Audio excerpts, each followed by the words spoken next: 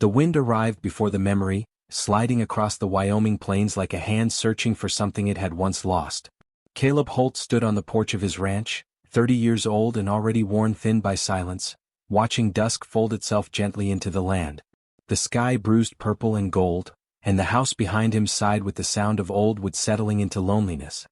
He told himself he had built this life on purpose, that solitude was cleaner than grief, yet the horizon kept asking questions he pretended not to hear. Ayanna Red Willow came at the end of that evening, stepping down from a borrowed wagon with nothing but a small bundle and a spine held straight by pride. She was 20, though hardship had given her eyes the calm of someone much older. The land did not welcome her. It studied her, measured her breath against its vastness. Hunger had pushed her forward, but dignity walked beside her, quiet and unyielding, reminding her that survival did not have to mean disappearing. Caleb nodded once when he saw her, no warmth in the gesture, only practicality. He explained the work with careful distance, cooking and cleaning, nothing more, his voice shaped by years of keeping need locked away. Ayanna listened without interruption, sensing the walls he wore like armor. She had learned long ago how to live beside walls without leaning on them, and she followed him into the house where shadows clung to corners like unfinished sentences.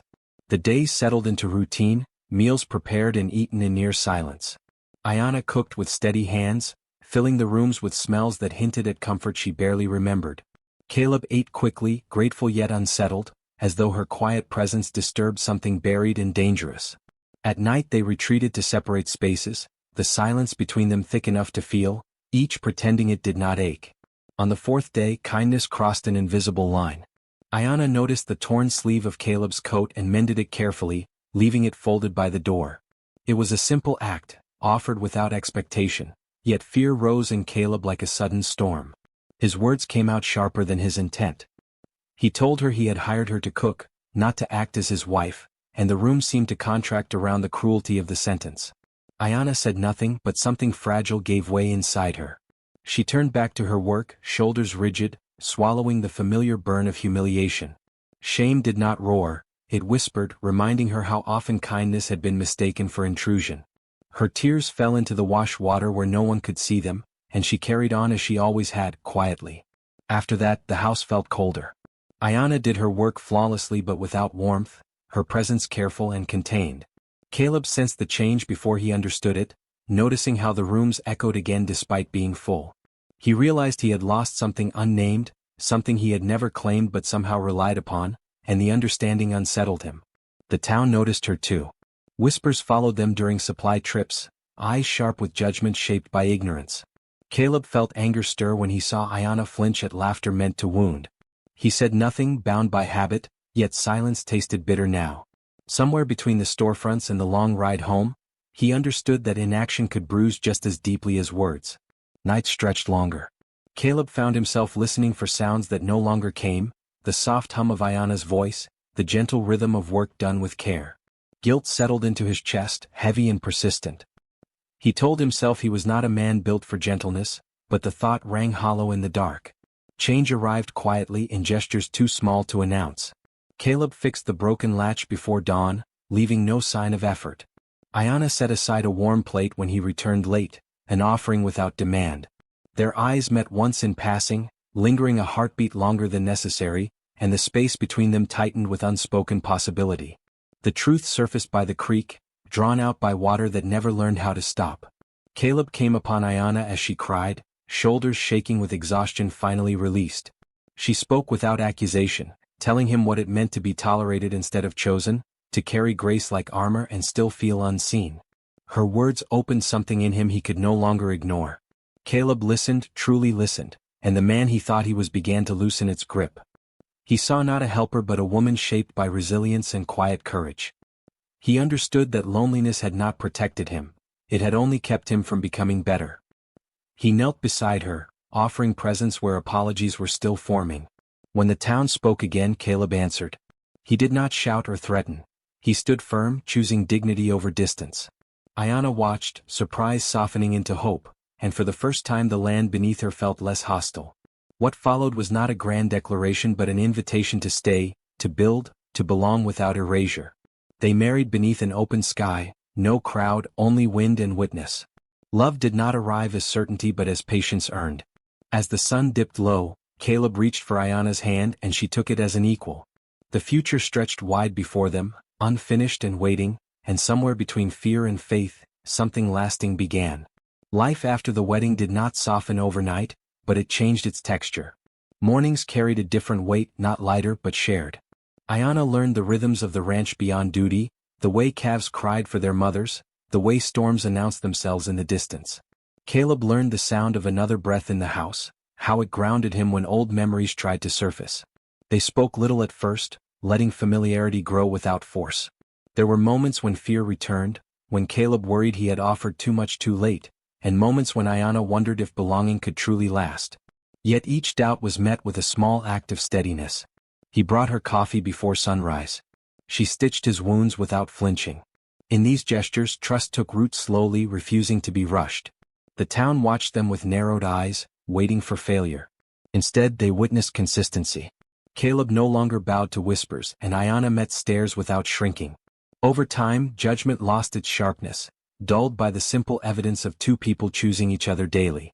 One evening, as the wind moved gently through the grass, Caleb spoke of his past, of loss that had taught him to hide.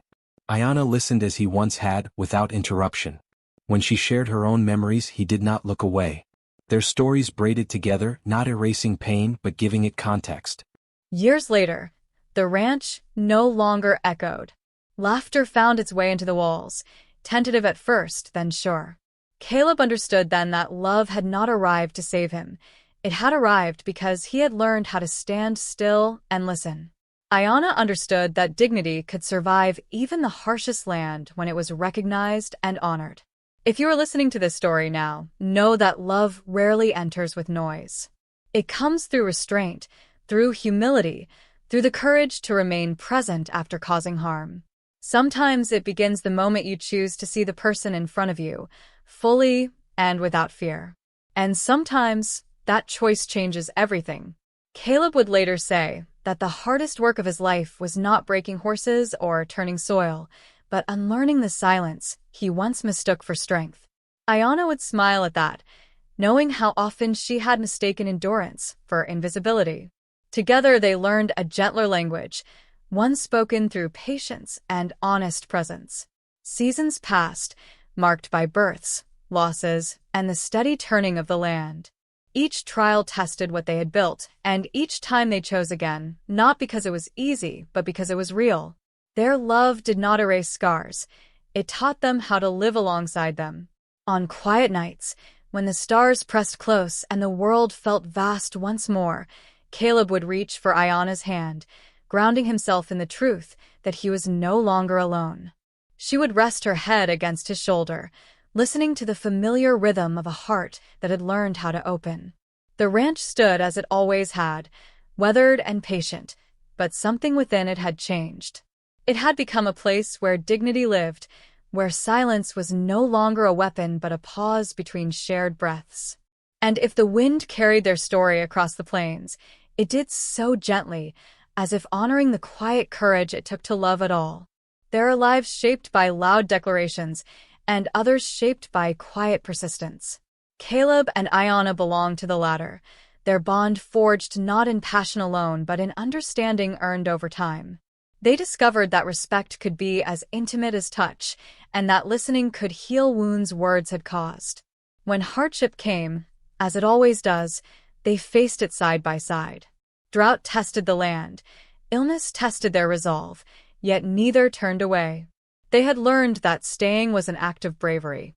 In the end, their story was not about rescue or redemption, but about recognition, about seeing and being seen, about the long road between silence and belonging, and the courage it takes to walk it together. And so, if this tale lingers with you, let it be a reminder that the softest changes often endure the longest.